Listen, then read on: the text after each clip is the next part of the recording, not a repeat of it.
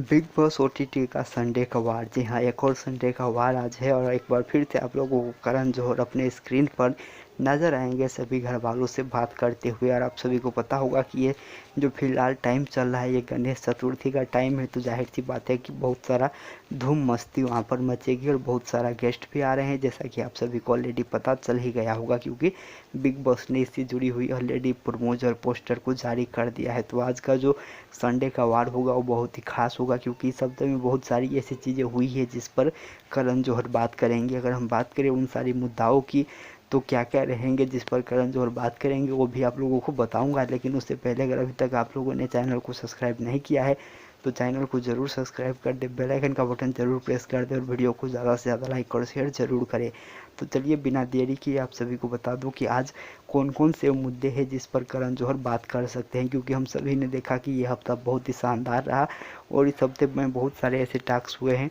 जिसमें हमें बहुत बड़ा ड्रामा नज़र आया और ख़ास करके बहुत सारे ऐसे इंसिडेंट्स भी हुए हैं जिस पर शायद करण जौहर जो है अपनी बातें रखेंगे और कुछ कंटेस्टेंट की क्लास लेंगे। तो सबसे पहले अगर हम बात करें तो आप लोगों को पता होगा कि बिग बॉस ने एक टास्क दिया था जिसमें 3 लोग जो है नॉमिनेशन से सुरक्षित हो सकते थे, यानी कि जो 5 लोग नॉमिनेट हुए थे उसमें से 3 लोगों को जो है नॉमिनेशन से बचने का वहाँ पर बिग बॉस ने मौका दिया था, एक ऑटो रिक्शा वाला टास्क दिया था। लेकिन हम सभी ने देखा कि किस तरीके से वहाँ पर उस टास्क को जो है रद्द कर दिया गया, वो टास्क पूरा ही नहीं हो पाया जिसके कारण से किसी भी 3 कंटेस्टेंट को वहाँ पर इम्यूनिटी नहीं मिली। लेकिन वो जो टास्क था वो क्यों रद्द हुआ, उसके पीछे का कारण क्या था, किसके वजह से रद्द हुआ और उसमें जो है किस तरीके की परिस्थितियाँ बनी, किस तरीके से दिव्या और मूस की वहाँ पर अलायंस बनी, इस सारी चीज़ें पर बातें ज़रूर होगी इस हफ्ते।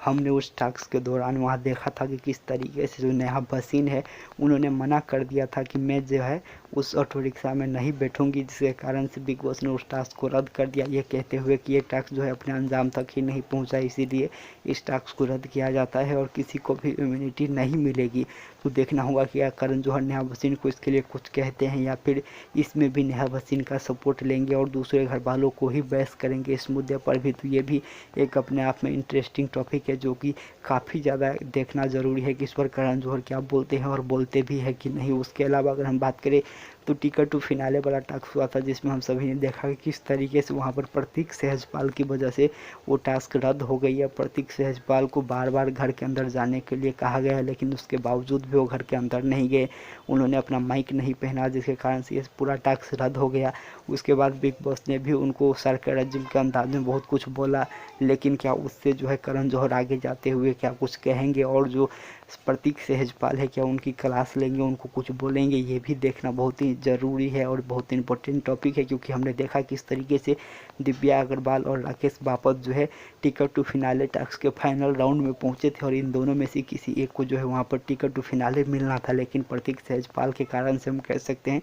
कि वो टास्क ही नहीं हुआ। और बाद में बिग बॉस ने भी जिस अंदाज में अपनी बातें रखी और जिस अंदाज में प्रतीक सहजपाल को बताया उससे एक हिंट ज़रूर वहाँ पर दी बिग बॉस की। बिग बॉस जो है प्रतीक सहजपाल के साथ उस मुद्दे पर जो है सहमत नहीं है, नाराज़ है और देखना होगा कि करण जौहर उस टॉपिक पर क्या बोलते हैं और उस टॉपिक पर और उस टास्क को जो है रद्द होने पर किसको जिम्मेदार ठहराते हैं और उसके बारे में वो क्या बोलते हैं। इसके अलावा अगर हम बात करें तो आप लोगों ने देखा होगा कि लग्जरी बजट टास्क हुआ था, उसमें भी संचालन को लेकर के बहुत ज़्यादा बवाल हुआ। प्रतीक सहजपाल ने उस टास्क के संचालन पर भी सवाल उठाए, तो देखना हुआ कि वहाँ पर क्या इस टास्क को जो है करण जौहर लेते हैं अपने मुद्दों में या फिर नहीं। लेकिन इसके अलावा अगर हम बात करें तो जैसा कि हम हर वीकेंड में देखते हैं, हर संडे के वार में देखते हैं कि करण जौहर क्या करते हैं कि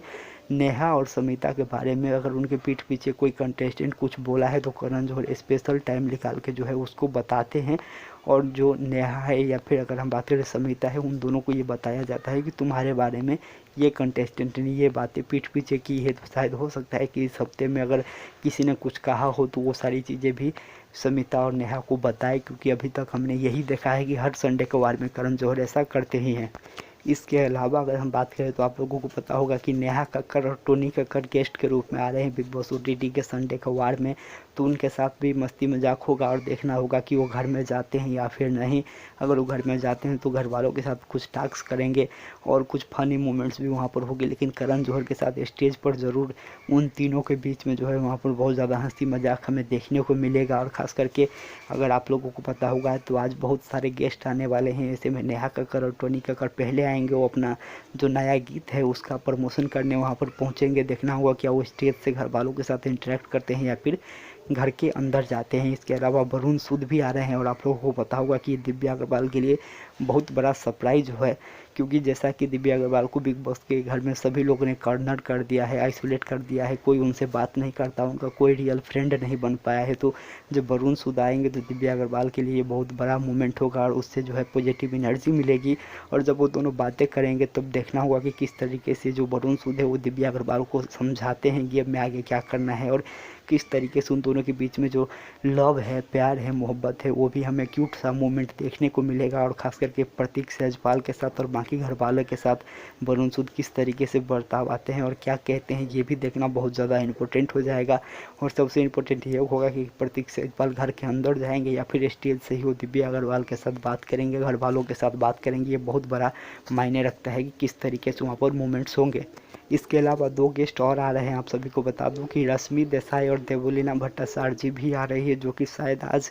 संडे के वार के एपिसोड में हम लोगों को नहीं दिखाया जाए। हो सकता है कि ये जो है कल के एपिसोड में दिखाया जाएगा, लेकिन ये दोनों भी गेस्ट के रूप में आ रहे हैं। और भले ही ये लोग कल घर के अंदर जाए, लेकिन करण जौहर के साथ स्टेज पर मस्ती मजाक और फन करते हुए हमें ज़रूर नजर आएंगे। आप लोगों को पता होगा कि रश्मि देसाई और देवलीना भट्टाचार्य जी दोनों ही बिग बॉस के एक्स कंटेस्टेंट है, तो उनको भी बिग बॉस का अनुभव है। तो वो जो है किस तरीके से घर वालों के साथ रूबरू होते हैं, ये भी अपने आप में बहुत बड़ा चीज़ होगा, क्योंकि वो किसको सपोर्ट करते हैं, किसको क्या बताते हैं, ये सारी चीज़ें जब क्लियर होगी तब जो है उससे और ज़्यादा हम लोगों को पता चल पाएगा कि सेलिब्रिटी में जो है किस तरीके का क्रेज़ है बिग बॉस को लेकर के और क्या सोचते हैं, खास करके जो एक्स कंटेस्टेंट है उसमें।